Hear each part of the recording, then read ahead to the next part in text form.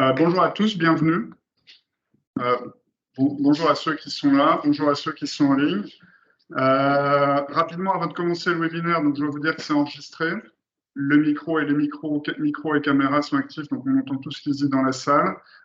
Et l'enregistrement sera fourni à tous ceux qui participent au webinaire et sera fourni ensuite, sera publié la semaine prochaine sur notre chaîne, sur YouTube. Évidemment, le support de présentation sera envoyé. Donc, on m'a confirmé qu'on entendait bien, donc c'est une bonne nouvelle. Si jamais vous pouvez me faire un like en ligne pour me dire que vous enfin, une main levée ou un like ou un applause, ce serait bien.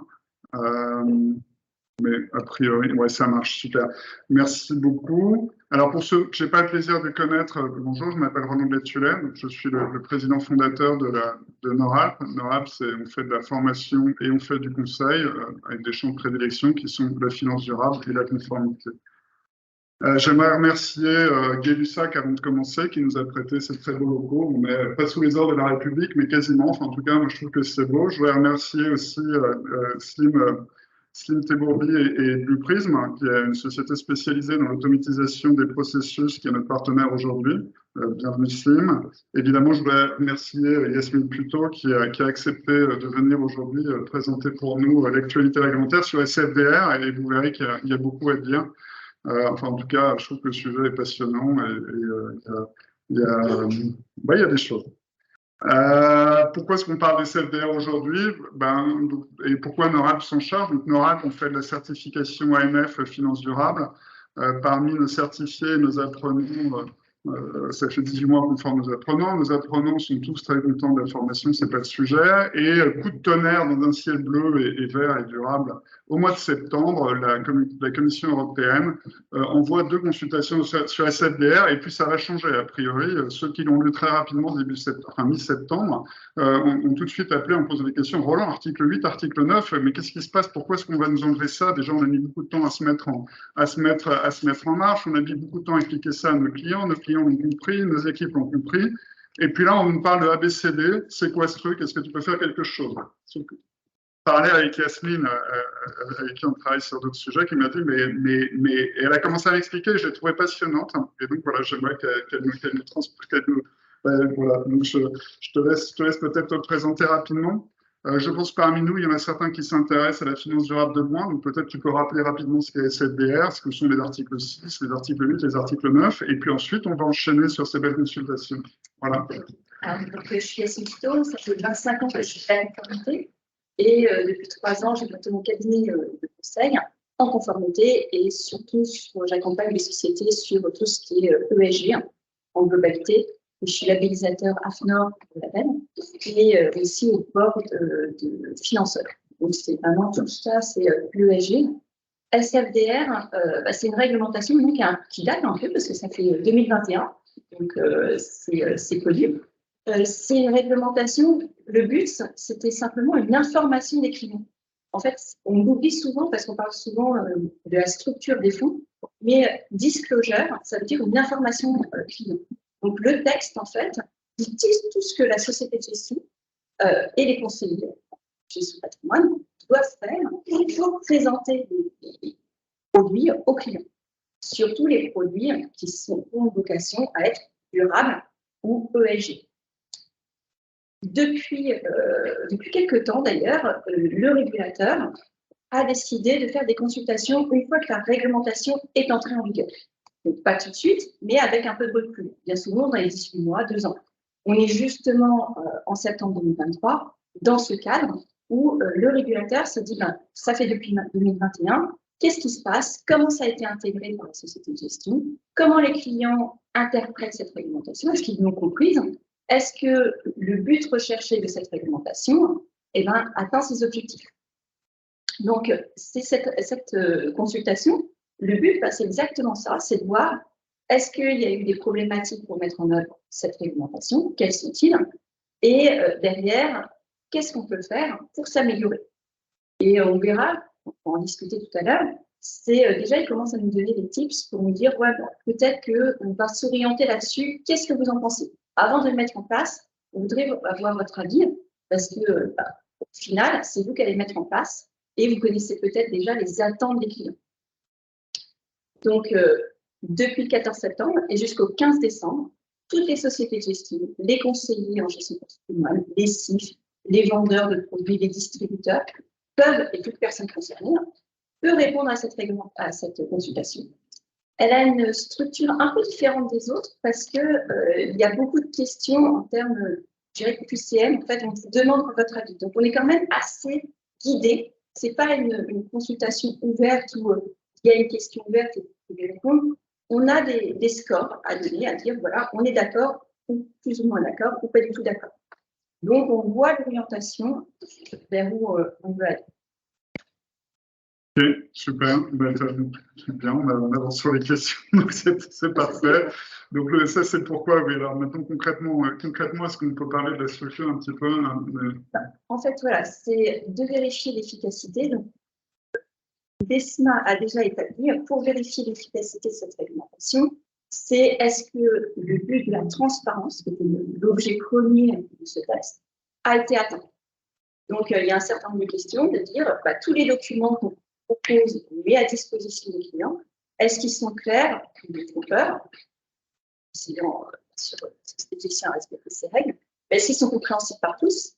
Il y a tout un chapitre sur les PAI, les Principal Adverse Impact, donc c'est tous les aspects négatifs que pourrait avoir un investissement. Et là, je vous rappelle qu'il y a deux possibilités, en fait. C'est au niveau de la société de gestion, on doit publier une déclaration sur les PAI. Et il y a aussi au niveau des produits, où on doit prendre en compte les PAI. Et justement, dans cette consultation, on voit bien qu'il y a il commence à comprendre qu'il y a un petit sujet, c'est que la prise en compte des PAI n'a pas été comprise et interprétée de la même manière selon les pays, selon les sociétés de gestion. Et donc, potentiellement, grâce aux réponses qui vont être apportées, vont préciser ce qu'ils attendent exactement de la prise en compte des PAI. Même s'il y a eu quand même des guidelines qui ont été faites il y a quelques mois par les SMART sur le greenwashing, et ils avaient expliqué ce qu'ils attendaient, mais bon, c'est peut-être pas encore rentré dans les mœurs. Et il y a un troisième chapitre qui est pour moi extrêmement important, c'est les coûts engendrés par cette mise en conformité sur SFDR. Parce que on est tous des acteurs dans les marchés, il y a les coûts informatiques, il y a les coûts humains, et après, il y a le coût aussi qu'on néglige parfois de formation de ces salariés, certes, mais aussi des clients. Parce que comprendre ce que c'est un produit ESG, c'est pas aussi simple. Et d'ailleurs, le régulateur l'a compris, puisque une des questions, c'est tiens, est-ce que l'article 8 et 9 a bien été compris par le client? Est-ce que ça n'a pas été utilisé comme un label? Pas. Alors ça, c'est clairement la question, l'idée du label, tu t'anticipes la question suivante. Mais donc, quand on lit cette consultation, en fait, on a l'impression que la Commission européenne reproche aux sociétés de gestion de faire du greenwashing en utilisant les articles 8 et 9 comme étant des labels sans que ce soit vérifié par personne. Exactement. C'est ça. En fait, la différence entre un label et l'article 8 et 9, c'est que l'article 8 et 9, c'est une autoproclamation, donc une autodéclaration, et c'est la société qui décide, elle est article 8 et 9, en respectant bien sûr la réglementation. Alors qu'un label, il y a un référentiel assez strict et il y a un certificateur indépendant qui va certifier. Alors, tu disais que tu travaillais pour l'AFNOR, donc effectivement, donc ça vaut la peine de faire un parallèle 30 secondes. Quand tu vas vérifier un label, vous regardez quoi? Et quand on publie un fonds article 8, article 9, qui regarde quoi ça? Et donc, je fais un parallèle 30 secondes. L'article 8 et 9, c'est la société qui décide est-ce qu'elle respecte les labels. Alors que le label, par exemple ISR, on a un référentiel qui est très très strict, qui est en train de changer d'ailleurs. Mais donc il y a un référentiel et nous on va se référer à ce référentiel. On ne se réfère pas à SFDR. Donc quand on a le label ISR, ça ne veut pas dire qu'on est article 8, article 9 ou article 6 d'ailleurs. Mais alors, les investisseurs institutionnels, quand ils demandent, enfin, un investisseur institutionnel, alors je ne sais pas si parmi vous, autour de la table, vous m'avez posé la question, mais je pense que oui. Enfin, je suis sûr que oui. Un investisseur institutionnel qui est établi en Angleterre, il veut l'article 8, l'article 9, honnêtement, la BDSA, il ne connaît pas. Donc, il va dire, tiens, voilà, est-ce que vous avez des fonds article 8 et 9? Il ne veut pas savoir si vous avez des fonds ABLISA. Oui, mais c'est deux choses assez complémentaires, en fait. Puisque l'article 8 et 9, c'est une réglementation européenne. Oui, oui. Et le label, il y a des sociétés même anglaises, espagnoles, italiennes qui ont le label ISF, c'est le label qui est le plus représenté quand même en Europe. Et le label, en fait, c'est surtout ça date de 2016, la première version. Donc il est ancien. Et les gens qui ont un label, c'est comme le label rouge quand on achète un produit. Tu sais ce que c'est qu'un label, tu as confiance. Article 8 et 9, c'est la société de gestion. Malheureusement, la finance a un mauvais a priori, les gens ont un mauvais a priori, c'est des escrocs. Quand il y a un label, on se dit, bah, tiens, c'est pas un escroc parce qu'on est là-dessus. Donc, c'est deux choses différentes. Et d'ailleurs, c'est une problématique que rencontre des fois les CGP, c'est que MIF 2, parce que tout se regroupe, MIF 2 oblige les CGP maintenant à demander aux clients leur préférence ESG avec des questions assez complexes. Il y en a trois, c'est l'alignement à la taxonomie, la prise en compte des PAI et le pourcentage d'investissement durable que les clients souhaitent. Et tout ça, d'ailleurs, c'est aussi la raison de la consultation, les clients ne comprennent pas. Ben ça, c'est certain. Monsieur et madame tout le monde ne savent pas ce que c'est qu'une taxonomie, les PAI. Et les vendeurs non plus, d'ailleurs. C'est ça. Alors que le label, eh ben, on se dit, tiens, il y a un label ISR, donc c'est de l'ISR, donc c'est bien. C'est beaucoup plus simple aussi à communiquer dessus que le label, l'article 8 et 9, et c'est pour ça que ce n'est pas un label. Parce que ça veut rien dire, en fait, article 8 et 9. Et il y a des gens qui se disent pourquoi il y a un article 6, un article 8 et 9, et pas article 7. Voilà. Donc les gens ne savent pas trop ce que c'est. Et d'ailleurs, il y a quand même 88% des gens qui répondent aux questions questionnaire 2. Après avoir eu des explications sur ces trois questions, je n'ai pas de préférence ESG. Ce n'est pas qu'ils n'en ont pas, c'est que ça ne leur parle pas, ces termes. C'est des termes trop techniques. Alors que SFDR, au départ, c'était de la transparence pour que les clients puissent comparer un produit à un autre et savoir, en toute connaissance de choses, tiens, je veux ce produit parce qu'il répond à mes attentes. Les PAI, une fois expliqué, ça reste ce que c'est. Oui, la taxonomie. On a vu aussi un certain nombre d'émissions à la télé, d'articles dans les journaux qui disent que tous les articles 8 et 9, c'est du greenwashing parce qu'on a les énergies fossiles dedans. Donc, les gens disent, tiens, vous m'avez vendu un produit article 8, j'ai dit total, je ne comprends pas. Or, la réglementation SFDR ne dit pas que... Et c'est la raison pour laquelle, aujourd'hui, il y a une image de la finance durable qui est compliquée vis-à-vis des porteurs, parce qu'ils se disent, tiens, c'est pas clair, c'est pas clair, c'est qu'il y a un risque. Il y a des données, moi, tout le monde me dit que total, c'est pas bien, et au moins non. Dans un produit ESG, on ne comprend pas. Donc, c'est aussi pour ça que la commission, elle a besoin d'avoir ses retours vendeurs, ses retours société de gestion, pour demain avoir une finance durable avec une meilleure image. Et donc, mettre des règles beaucoup plus strictes, potentiellement, qui doivent mieux orienter et mieux être comprises par les clients lors de leur achat, leur investissement vers des produits ESG. Parce que le but de SFDR, c'est d'orienter les flux vers la finance. Et je mélange un peu les questions dans les questions, mais on répondra quoi aux vendeurs, aux gérants et aux investisseurs institutionnels qui veulent l'article 8 et 9 demain, on va leur répondre quoi? De toute façon, la consultation ne dit pas qu'il n'y aura pas d'article 8 et 9. Et je vous rappelle que dans la réglementation, bien souvent, on a des superpositions de réglementation. C'est très rare de revenir sur une réglementation qui est déjà existante. Donc, et moi, dans les consultations, moi, je n'ai pas eu l'impression qu'ils disaient tiens, on va enlever ça. Moi, j'ai plus l'impression qu'on va rajouter, on va être beaucoup plus spécifique. Donc, on va rajouter ABCD. Donc, on va beaucoup plus vite. Oui, on va beaucoup plus vite. Mais voilà, on va proposer potentiellement des stratégies parce que actuellement, l'article 8 et 9 d'une société à une autre, d'un fonds à un autre, on a tout et n'importe quoi parce que c'est pas assez précis. Donc, au niveau de la vente, pour un vendeur, c'est compliqué. Donc, c'est aussi de faciliter la compréhension, d'éviter le greenwashing et demain d'orienter plus de flux encore vers tout ce qui est ESG. J'ai une petite question, en fait, depuis tout à l'heure, dont vous parlez de la consultation.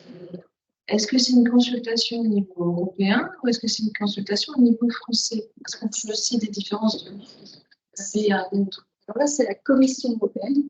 Donc, c'est les seuls habilités à changer la réglementation, c'est l'Europe. Donc après, c'est vrai qu'il y a un sujet d'interprétation, mais ça, c'est pas les textes. Là, c'est vraiment de voir quel a été l'effet des textes et potentiellement de rajouter demain les textes avec le calendrier européen. C'est vrai que l'AMF avait un peu dénoncé le manque d'harmonisation au niveau de l'ESG, pas au niveau de l'SFDR, mais au niveau de l'ESG, au niveau européen. Voilà, c'est l'interprétation en fait. C'est vrai que par exemple, le taux, en article 8, va être considéré comme article 8. En France, on est plus, parce qu'on a 2020, dans les 90%. Au Luxembourg, c'est 75%. En Irlande, ça change, mais c'était plus 51%. Donc, c'est vrai que si vous achetez un produit irlandais, vous attendez à 90% parce qu'il est commercialisé en France. Non, il n'y a qu'à 51%. Donc, après, c'est vrai qu'il y a des interprétations des régulateurs. Et là, c'est vraiment un problème. Chaque pays, là, il faut qu'ils se mettent d'accord. Mais au niveau de l'Europe, déjà, il faut qu'il y ait des textes qui soient beaucoup plus clairs. Et plus les textes sont précis, moins il y aura d'interprétation dans chaque pays. Et d'ailleurs, on le voit dans l'article 9, parce qu'au début, l'article 9, investissement durable, tout le monde n'avait pas compris, même en France d'ailleurs, que c'était 100%. Ça a été précisé au bout d'un an. Il y a beaucoup de fonds qui sont sortis. Après, il y a eu beaucoup de fonds, il y avait la problématique des 100%, il y avait la problématique de la prise en compte des PMI, qui était là, des 100% des PMI, alors que vous pensiez que c'était ceux qui étaient principalement matériels. Or, non, là, c'est 100%. C'est pour ça qu'en novembre dernier, il y a eu un changement, un bouleversement. Il y a 95% des fonds article 9 qui ont basculé vers l'article 8. Et ça aussi, c'est un problème, c'est qu'il y a un problème d'image. C'est si on change d'article 8 et 9 du jour au lendemain, c'est pourquoi, comment, alors vous faisiez du greenwashing avant. Non, c'est que la réglementation n'était pas assez claire et maintenant, je me mets par rapport à l'interprétation d'aujourd'hui. Après, je trouve qu'il y a également un décalage dans les demandes des clients. C'est-à-dire qu'entre un client, mettons un gros assureur, il va vouloir que des fonds SFDR 9, alors qu'on le voit, nous, par exemple, quand on vend des mandats en gestion privée, et les gérants privés vraiment font un travail pour expliquer aux clients. Est-ce que vous avez des préférences, même des termes très génériques sur l'environnement et tout. Donc la question, est-ce que l'environnement, ça vous intéresse? Ils disent tous oui. Mais après, est-ce que vous voulez que votre mandat prenne en compte les normes environnementales et ça? Ils disent tous non. Non, je veux de la performance. Donc, on voit aussi que dans les clients, entre les assureurs d'un côté et les gérants privés de l'autre, il y a vraiment un grand écart sur l'ESG. En fait, il y a deux choses. C'est que les assureurs ont des obligations réglementaires. Donc, demain, ils ne peuvent pas faire. En fait, s'ils demandent des articles 9, c'est parce qu'eux aussi, les reporting à faire sur ce qu'ils ont investi, donc ils investissent, donc ils ont des obligations vis-à-vis de l'ESG. L'investisseur, le petit porteur, il n'a aucune obligation lui-même, et ce qu'il veut, c'est la performance. Et c'est le vrai sujet aujourd'hui, c'est qu'on peut toujours vendre un produit ESG ou pas ESG tant qu'il fait la performance. Le jour où il ne fait pas la performance, le client même qui est très convaincu du bouleversement du changement climatique, à un moment, il fait quand même une performance, c'est son argent. Il a gagné, c'est dur de gagner de l'argent, il ne veut pas perdre. Et c'est d'autant plus important dans les pays anglo-saxons où il y a des gens qui, en fait, ont de l'argent, c'est pour leur richesse. Donc, quand vous gagnez de l'argent, vous économisez de l'argent, vous ne voulez pas le perdre.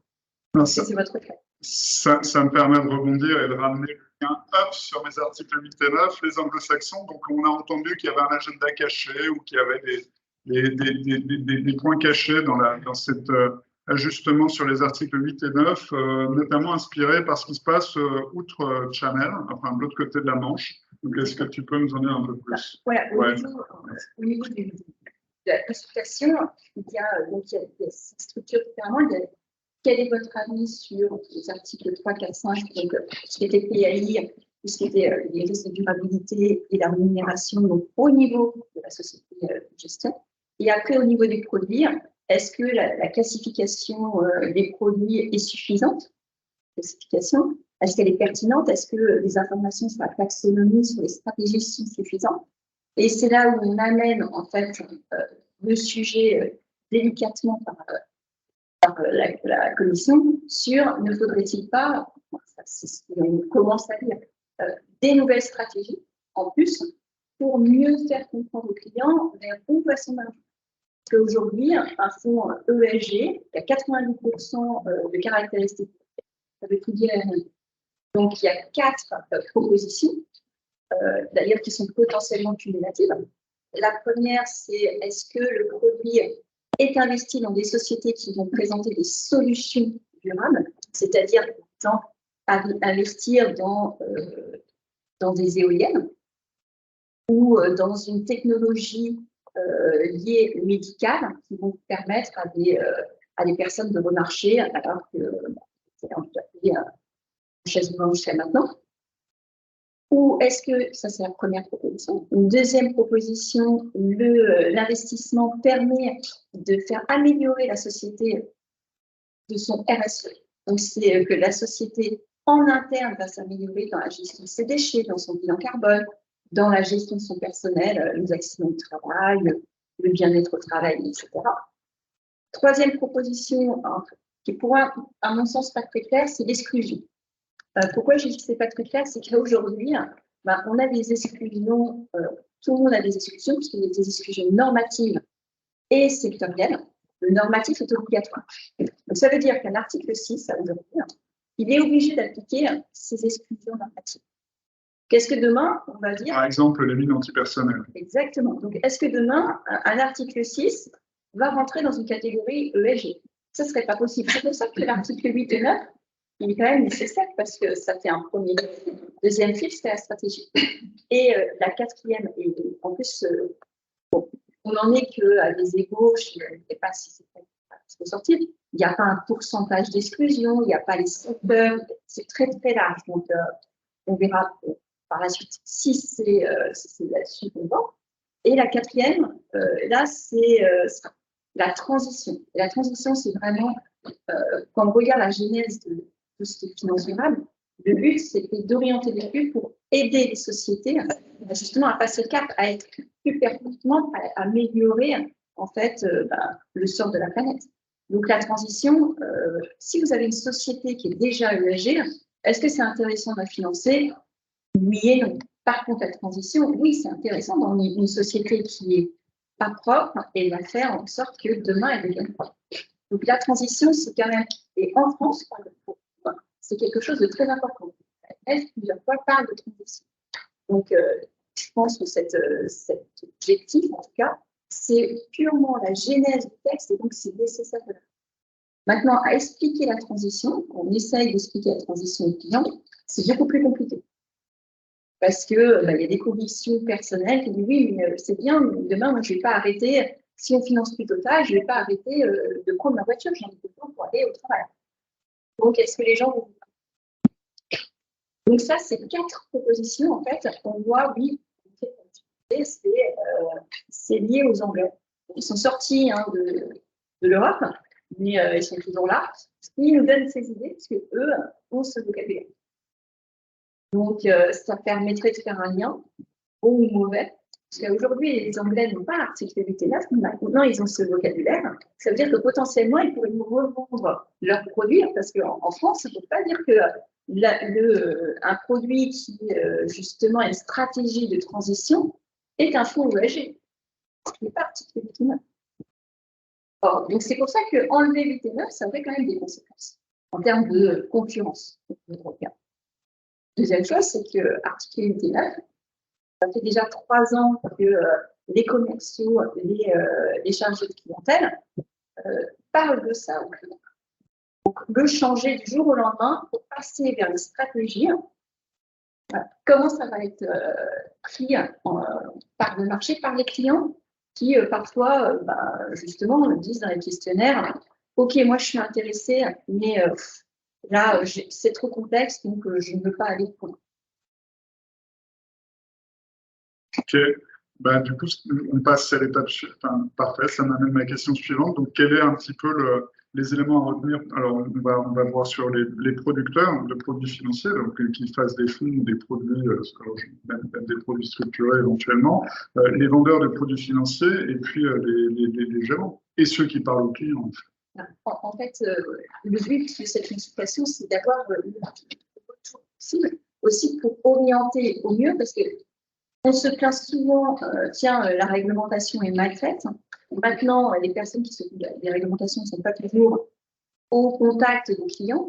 Et là, c'est le meilleur moment pour dire voilà ce qu'on en pense. En plus, il y a une partie commentaire. Là, on peut, les questions sont parfois trop fermées parce que justement, c'est des avis de 5. Eh bien, on peut rajouter dans le commentaire voilà, pourquoi on pense que c'est bien ou pas. Typiquement, aujourd'hui, moi, j'entends beaucoup de vendeurs qui disent voilà, j'ai donné X documents. Moi, j'ai un client, il a donné 322 pages à un client. C'est bien 322 pages. Quel client pour un retraité de 84 ans? Quel client va lire 322 pages? Et dire, voilà, il est bien informé. Tous les documents qu'il a donnés sont des documents qui sont obligatoires au sens de la SAPR. Est-ce qu'il a écrit beaucoup trop, pas assez? Ça, c'est une chose. Mais c'était que des documents obligatoires. Peut-être qu'on donne trop de documents, pas assez. Dans la consultation, ça c'est mon interprétation, à un moment j'ai l'impression qu'ils parlent de plus, parce qu'ils ont fait des liens avec la taxonomie, avec le CSRD, etc. De plus, et potentiellement, on peut avoir un PRIPS extra-financier. Moi, j'ai un document précontractuel, obligatoire au sens de la SAPR. Il y a des personnes qui ont fait, des sociétés de gestion qui ont fait 5 pages, 10 pages, d'autres 74 pages. Est-ce que ce document n'était pas fait, justement, parce que c'est un document précontractuel qui est en annexe du prospectus, qui devait remplir ce rôle de PRIPS, en fait? Est-ce que si on rajoute en plus un PRIPS, est-ce vraiment nécessaire? Donc, tout ça, si on n'y répond pas maintenant, il ne faudra pas se plaindre demain qu'on a des surprises. Tiens, il y a un nouveau PRIPS qui arrive. Mais on a une vraie possibilité de changer parce que la réalité pour les intervenants, bon, j'entends qu'il y a quelques gros ténors du marché. Je pense qu'il y a des sociétés de gestion qui gèrent plusieurs centaines de milliards d'euros. Mais pour quelqu'un qui gère un peu moins et puis parfois beaucoup moins, parce que si on pense à 600 ou 700 intervenants sur la place, est-ce qu'on peut changer quelque chose en fait en répondant? En fait, ne pas répondre, je ne dis rien. Répondre, déjà, il y a une question qui est importante, c'est les coûts. Et donc, redire, tiens, les coûts, les gros acteurs, avoir des coûts importants, surtout dans SFDR, il faut acheter la vie. C'est le nerf de la guerre, qui n'est pas toujours d'ailleurs disponible, mais c'est un coût important. Si vous répondez, vous êtes un petit acteur, peut-être que les SMART va comprendre que tous ces coûts de données, et pas simplement de données, prise en compte avec les ETP, etc., c'est important au regard, c'est-à-dire en pourcentage, au regard de vos encours. Et qu'à un moment, plus on vous en met, plus ça va engendrer des coûts. Ce qui paye au final, c'est toujours le client. Pas croire que derrière, oui, on peut baisser ses marges, mais à un moment, le client va le payer. Donc, c'est important que les petits acteurs répondent aussi. Et les problématiques, parce qu'on n'a pas du tout la même problématique quand on s'appelle une grande société de gestion, une petite, en termes de documents, le temps passé à expliquer. Alors, justement, chez les petits acteurs, s'il y a 3 ou 4 questions, parfois on n'a pas toujours le temps non plus de lire l'intégralité de cette consultation, d'aller comprendre tous les enjeux, les sous-entendus, la proportionnalité, enfin, c'est long à lire. Et s'il y a 2 ou 3 points vraiment importants qu'il faut regarder pour une société de gestion qui gère au moins 5 milliards d'euros. Les coûts engendrés, c'est important. Et il y a tout un sujet sur les données. Et ça, c'est très important pour les petites sociétés de gestion, c'est le coût de la donnée, la récupération de la donnée. Quel que soit en fait son secteur, parce qu'on a les large cap, mais on a les mid cap, qui ne sont pas disponibles, et le private equity, comment on fait? Alors que la réglementation SFDR ne fait pas de différence sur la stratégie et le secteur. Donc, aujourd'hui, CSRD, on dit oui, CSRD va répondre à tous les besoins puisque les acteurs vont devoir publier. Oui, les gros acteurs, Et encore, j'ai vu que ça allait changer, qu'on allait encore les plus gros acteurs. Voilà, c'est les côtés, plus 500 salariés, et après, il y aura 250 salariés. Et on en est jusqu'en 2028. La réglementation, elle s'applique depuis 2021. On est obligé de publier des indicateurs depuis 2021, et les données seront disponibles à partir de 2025 pour les produits, les large cap. Et après, petit à petit, et il faut savoir aussi dans la problématique des données, c'est européen. Parmi tout à l'heure, c'est des données qui sont disponibles au niveau européen. Si vous investissez sur un fonds monde normal, là, les données, c'est plus la même chose. Tout le monde n'a pas l'obligation de le publier et n'aura pas les obligation. Dans certains cas, ils les auront en 2028. S'ils ont un chiffre d'affaires important en Europe et qu'ils ont un succursale ou filiale en Europe. Mais à aujourd'hui, 2028, c'est tellement. Et d'ailleurs, cette consultation, donc, il n'y aura pas des effets tout de suite. Il faut se rappeler qu'on est dans le calendrier européen, de la Commission européenne. À aujourd'hui, la Commission, on a jusqu'au 15 décembre pour y répondre. Il y a des nouvelles élections l'an prochain. Et la Commission qui va traiter en fait, potentiellement de nouvelles réglementations, le RTS potentiel, sera nommée en septembre 2024. Après, il y a un trilogue. Le trilogue, c'est 18 mois. Donc, tout le monde est d'accord. À peu près, minimum. On est déjà en 2026-2027. Il ne faut pas s'attendre non plus, c'est pour ça que moi j'entends des gens qui disent tiens, on n'a plus l'article 8 et 9, donc je ne le fais pas, je vais attendre la nouvelle réglementation. Ce n'est pas vrai, on a encore 3 ans, minimum, si tout va bien, et on ne sait pas à quoi s'attendre. Donc aujourd'hui, il faut quand même se mettre en ordre de marche pour faire ce qui est demandé depuis 2 ans. Et ça ne changera pas de toute façon, ça sera en plus. Donc si on doit rattraper le retard, plus les choses en plus, ben, quand je vois la complexité de mettre en place tout ça, il ne faut pas tarder. Et sachant que de plus en plus, de toute façon, c'est une volonté de tous les gouvernements européens, c'est de forcer les gens à aller vers les finances durables. Et on est dans une mentalité totalement différente, c'est qu'en Europe, on est obligé d'avoir des textes pour orienter les flux vers un secteur, alors que dans les pays anglo-saxons, on se dit que c'est le marché qui va réguler.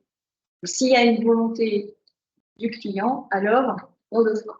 D'ailleurs, aux États-Unis. C'est aux États-Unis avec BlackRock qui avance les calculs. Enfin, pardon, je ne veux pas les nommer, il y en a d'autres. Hein, Et après, c'est les États, etc. Mais on voit que dans les publicités aux États-Unis, au Canada, vous avez toujours une petite part de sustainability. Donc, ça veut dire que quelque part, les gens l'entendent et le veulent. Donc, après, comment ça va se réguler? Moi, j'ai labellisé des fonds qui étaient aux États-Unis. Donc, comme quoi, ils ont un intérêt. Oui, tout à fait, ils ont un intérêt. Et je pense que si tu as labellisé des fonds aux États-Unis, c'est bien parce que moi, j'ai vu en Amérique du Nord d'autres comportements qui ressemblaient à un vernis très vert, très light, qui était un vernis très vert, très light, qui était très beau.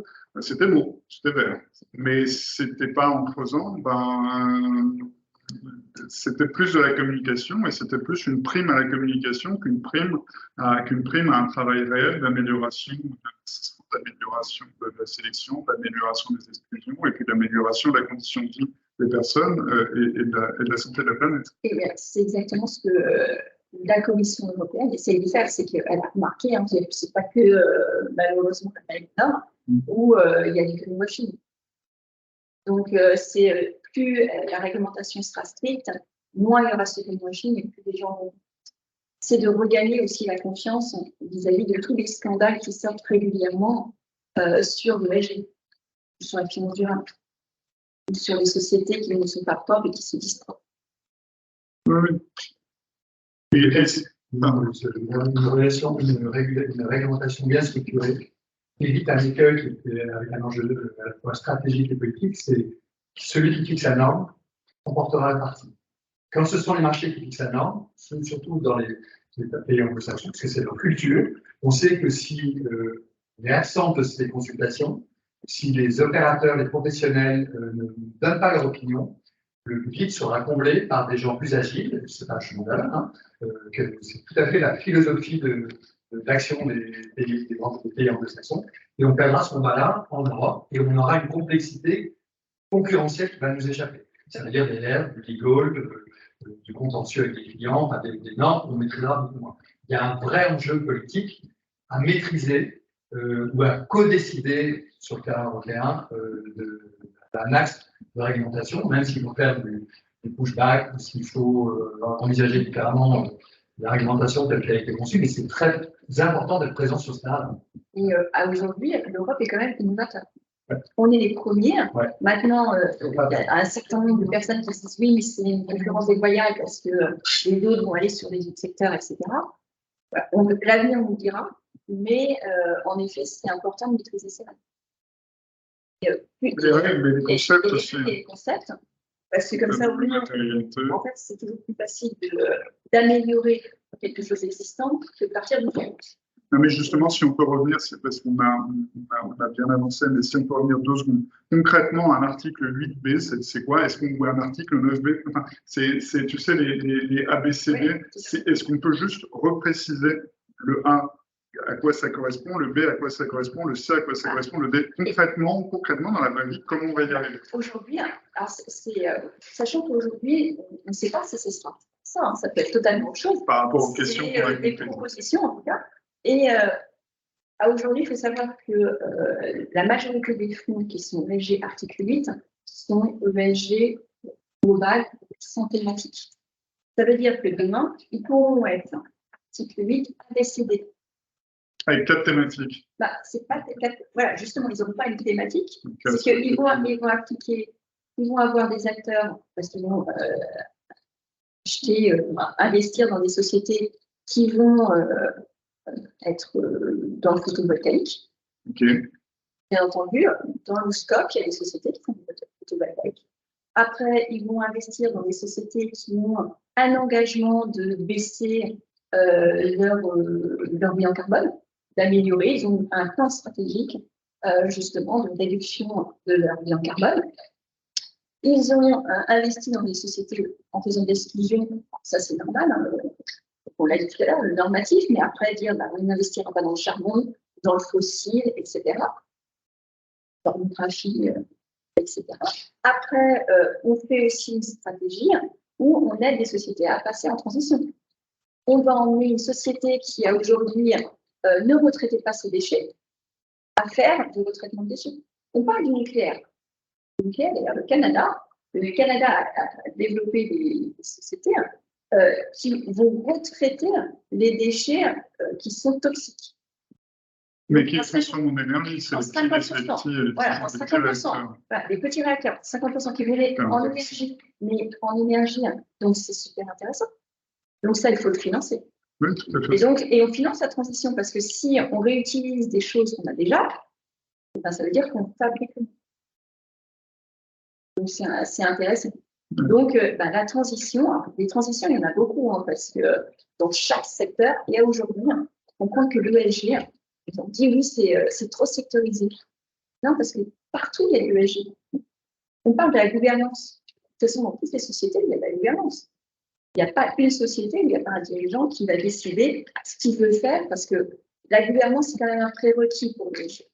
Si la gouvernance n'est pas convaincue, il faut investir, parce que le E et le S, c'est des investissements. Il faut investir ou aller vers, mais il n'y a rien qui se fait.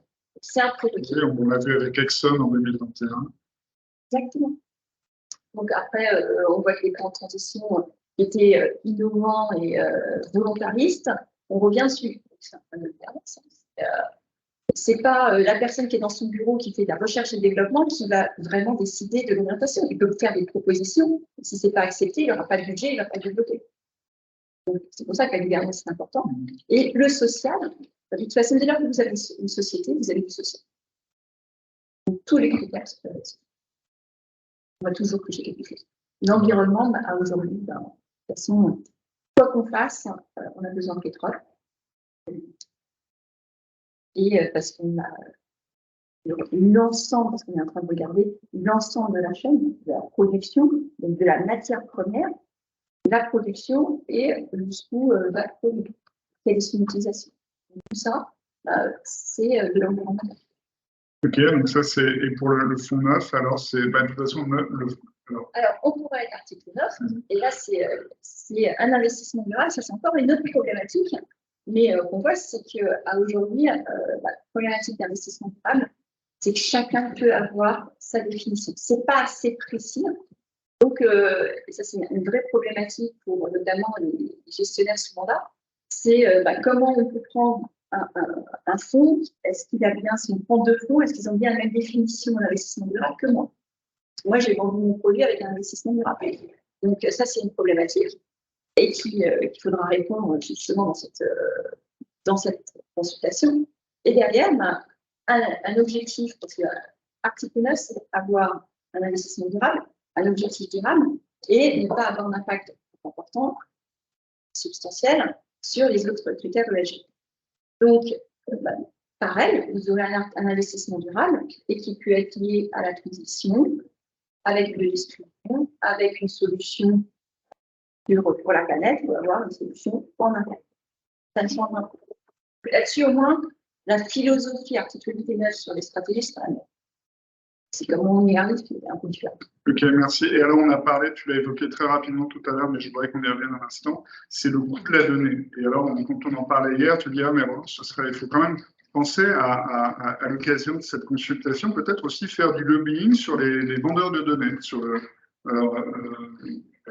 Oui, en fait, c'est que justement, aujourd'hui, la problématique, c'est de récupérer la donnée qui n'est pas produite par les émetteurs, parce qu'ils n'ont pas ces obligations.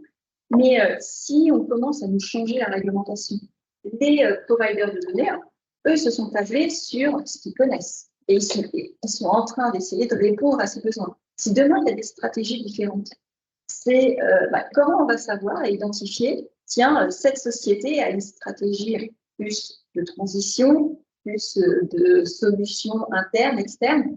Donc, ça veut dire potentiellement avoir un nouveau critère chez les providers de données.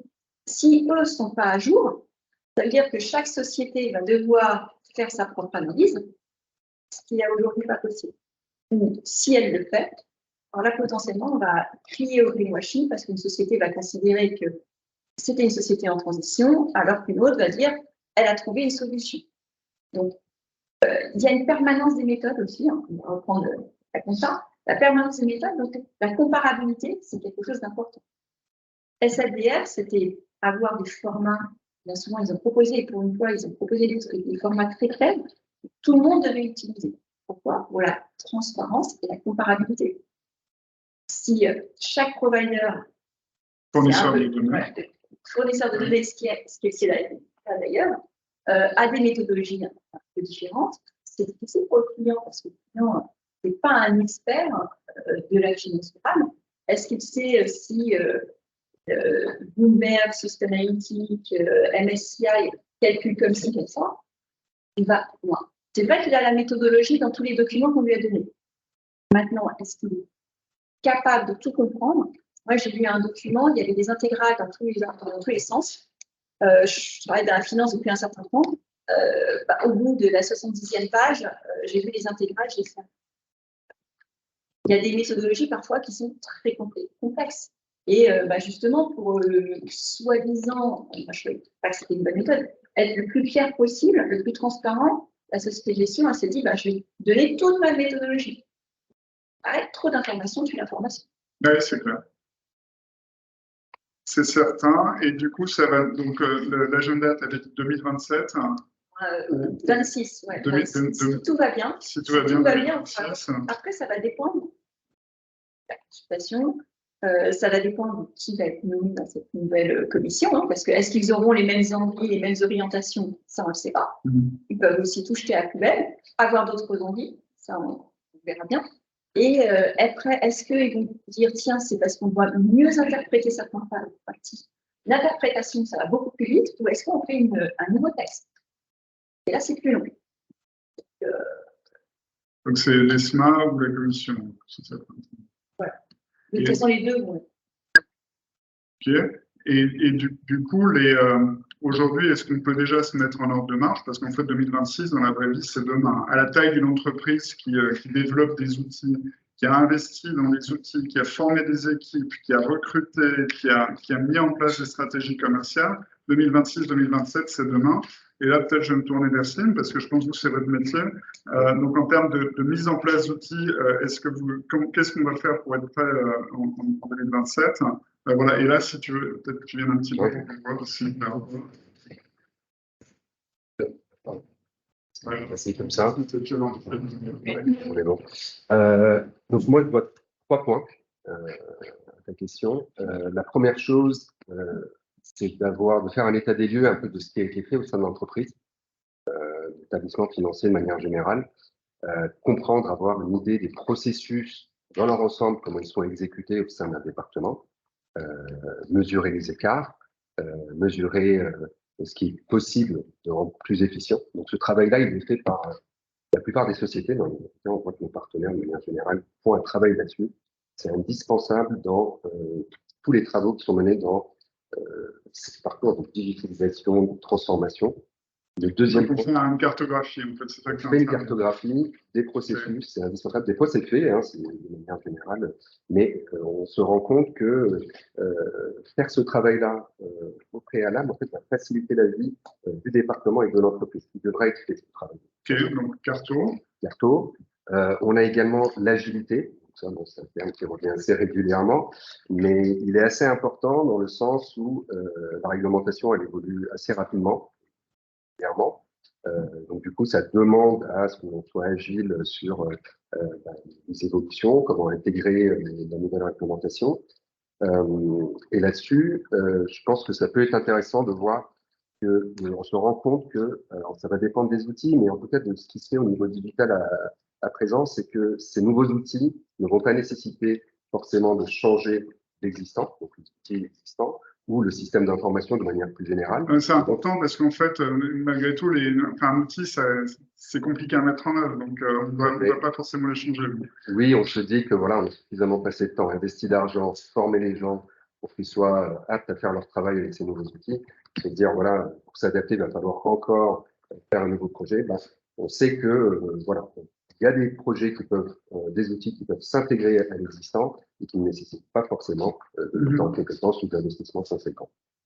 Peut-être un dernier point avec la qualité de la donnée. Donc, on en parlait.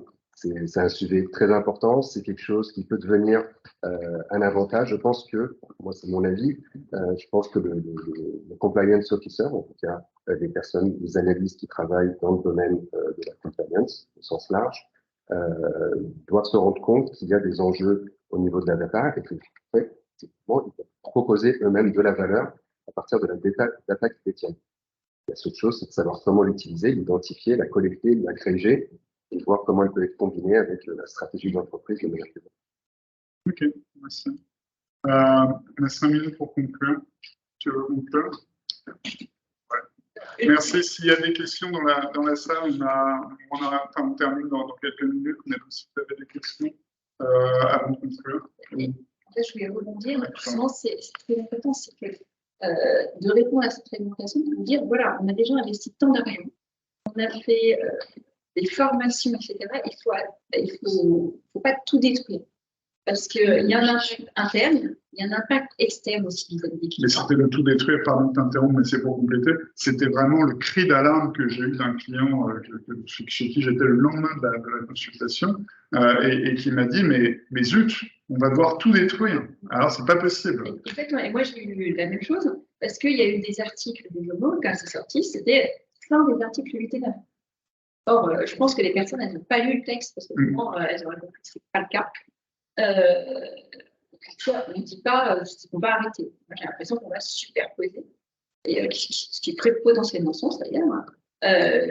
Et donc, bien répondre à cette consultation, sachant que si vous n'avez pas le temps, et ça je le comprends, je le conçois parce qu'il y a beaucoup de choses à faire, c'est pas très long parce que si vous n'avez pas le temps, au moins répondre au questionnaire QCM. C'est des QCM, oui, en fait, c'est par rapport aux autres consultations. Pour ceux qui ont l'habitude de lire les autres consultations, mais celle-là est plus simple. En fait. Elle est plus simple, mais on peut bien sûr ajouter à chaque fois des commentaires, donc ça, c'est intéressant. Mais si on n'a vraiment pas le temps, au moins répondre au QCM et répondre, une fois de plus, aux coûts engendrés, aux données et, à votre avis, sur les informations que l'on donne aux clients, est-ce qu'elles sont pertinentes au niveau de la société de gestion et au niveau des produits. Et sur les... Parce que les clients, Voilà, on fait énormément de documents au niveau de l'entité. Moi, je vois, j'ai des clients qui disent, mais moi, j'achète un produit, j'achète pas une société de gestion. Oui, la réputation est importante, mais je ne vais pas aller analyser les déclarations des PAI de la société de gestion. Moi, je veux savoir mon produit. Or, il y a ce document qui est fait. Voilà, donc c'est important, si vous avez des avis assez tranchés sur certains documents, de faire savoir votre avis.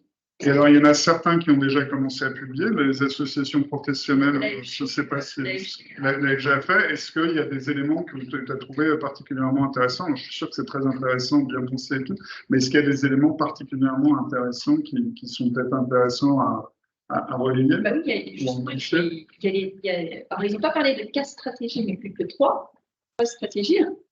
Donc, on voit qu'au niveau des associations protégées, oui, il y a un intérêt à avoir ces stratégies. Maintenant, je pense que c'est les CGP et les commercialisateurs qui ont besoin aussi vis-à-vis des SMAS, c'est très intéressant parce que cette réglementation, l'information client, de savoir ce que pensent les commercialisateurs. C'est de quoi les clients en fait, ont besoin pour mieux comprendre l'image. Est-ce que c'est vraiment l'information sur la taxonomie, sur les PAI, etc. Si c'est la taxonomie et les PAI, ils ont besoin d'infos, ils ont besoin de passer 3 jours à lire, à comprendre. Alors, est-ce que c'est leur nom? Évidemment pas. Voilà. Donc, c'est pas ça dont ils ont besoin, c'est ça. Mais oui, mais peut-être qu'il faut le faire savoir, c'est on oriente vers qui on doit orienter les deux. Peut-être que ces informations sont assez importantes pour un assureur. Mais est-ce que pour une société de gestion, mais est-ce que pour un petit porteur, c'est important? Peut-être qu'il y a des graduations à faire dans l'information. Et on n'a pas à présenter de la même manière des informations, qu'on soit client professionnel ou non professionnel, que ce soit des informations qui soient réutilisées pour sa gestion ou pour le petit porteur. Donc ça plaît en faveur du label, comme ce qui était ton introduction en fait. Donc, mais ça, c'est attention qu'un label, ça ne peut pas être réglementaire. Moi, il faut une certification externe. Et aujourd'hui, je ne suis même pas sûre que si demain on demande à certifier tous les fonds articles 8 et 9 avec cette stratégie, il y a cette personne qui a la capacité, la compétence pour faire cette administration. Moi, je vois à la FNOR, on travaille avec des termes, énormément de demandes, une montée exponentielle. Je ne sais pas si avec la maîtrise, mais il faut des personnes pour aller. C'est pareil que pour le CSDR, où est-ce qu'on aura aussi autant de commissaires de compte qui passent tous ces rapports assez complexes. C'est encore différent. Et un label, c'est coûteux, parce que c'est certification. Est-ce que les sociétés de gestion ont encore de l'argent pour payer non seulement cette stratégie, ces documents et un label? Mais répondre, en fait, ne pas répondre, c'est un acte. Pourquoi on laisse la commission faire ce qu'elle veut et ce qu'elle pense. Il ne faut pas se dire, tiens, ils auraient dû faire ça. On a une opportunité. Il y a une opportunité historique qu'on n'avait pas forcément comprise. Enfin, en tout cas, moi, je parle de moi, personnellement, quand j'étais à RCCI. Je n'avais pas du tout compris qu'on pouvait, les enjeux, enfin, c'était il y a quelques années déjà, mais ce qui allait nous tomber sur le coin de la figure, excusez-moi, et aujourd'hui, c'est vrai qu'on a une opportunité d'exprimer son point de vue. Oui, l'Angleterre n'est pas dans l'Europe et elle a trouvé des moyens pour faire passer son message. Elle a proposé 4 stratégies. On l'a écouté. L'Europe a écouté l'Angleterre, très bien. Donc, pourquoi on n'écouterait pas les sociétés de gestion françaises et européennes? Il faut qu'elles parlent. On écoute toujours celui qui est dernier à parler. Il faut répondre à cette consultation, ne serait-ce au moins aux questions qui servent. Je suis une société de gestion, je vais aller lire ce qu'a écrit l'AFG, je vais dans mon accès membre et je peux retrouver ce qu'a écrit l'AFG. Parfait. L'AFG, c'est pas encore publié? Ah, ok. Eh bien, voilà. C'est bientôt. Oui, mais ouais, 15 décembre. Ce sera trop tard. C'est pas trop tard. Mais c'est pour ça qu'il y a un intérêt de répondre tout seul aussi. Oui. On peut faire via l'AFG. En fait, les deux sont nécessaires. Et puis ce sera trop tard. C'est parce que le 15, c'est le close-out. Pour utiliser ce qu'a écrit l'AFG pour répondre. Pour voir ce qu'a dit l'AFG. Pour s'inspirer potentiellement. Pour répondre à la consultation, je ne sais plus si j'ai gardé un lien ou pas, ou si j'ai supprimé même de l'AMF, parce que moi, en général, quand je vois consultation, je supprime. Comment je fais? Je vais sur le site de l'AMF? Ah non, c'est sur Le site de l'ESMA. mais on vient Ouais, sur le site. ouais. On peut l'envoyer. C'est sur le site de la Commission On verra européenne. bien. C'est encore un truc facile. Exactement. D'ailleurs, il y a une présentation de la commission qui a été faite sur cette consultation le 10 octobre, je crois, qui était très intéressante, puisqu'ils n'ont pas du tout remis en cause SFDR. On voyait bien qu'ils étaient assez contents de ce qu'ils avaient fait, et c'était plus une envie, une ambition de s'améliorer encore, mais vraiment pas de retirer ce qu'ils avaient fait. Est-ce qu'il y aura un lien entre donc cette réglementation de 2017, de 2027 mise en et également les nouvelles normes comptables? On envisage les normes comptables avec un bilan environnemental, donc qu'est-ce qu'il y a? Aujourd'hui, en fait, ça a déjà un lien, puisque quand on prend les critères ESG, on a besoin de ces données, mais qui sont publiées qu'en 2025. Donc, depuis 2021, on devrait avoir ces données, mais au niveau comptable, on n'a pas l'obligation de les publier.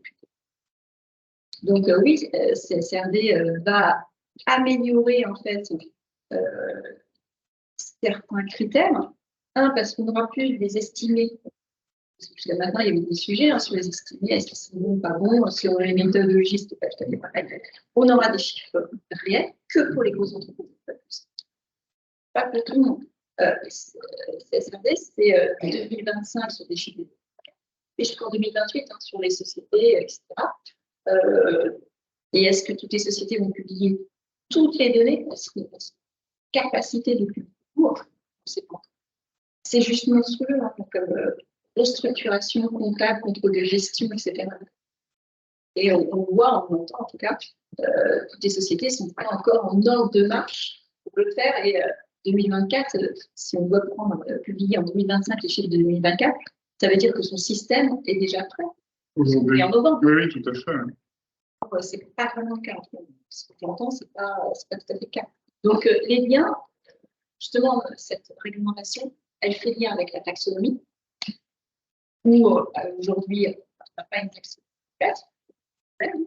Elle fait le lien avec MIFID, où on récupère certaines MIFID qui récupère certaines données, avec Benchmark, avec CSRD. Donc, tout ça, c'est un peu de la cuisine, sauf que personne n'est prêt. Sauf que SFDR est le plus avancé. Et SFDR, en fait, normalement, c'est la résultante.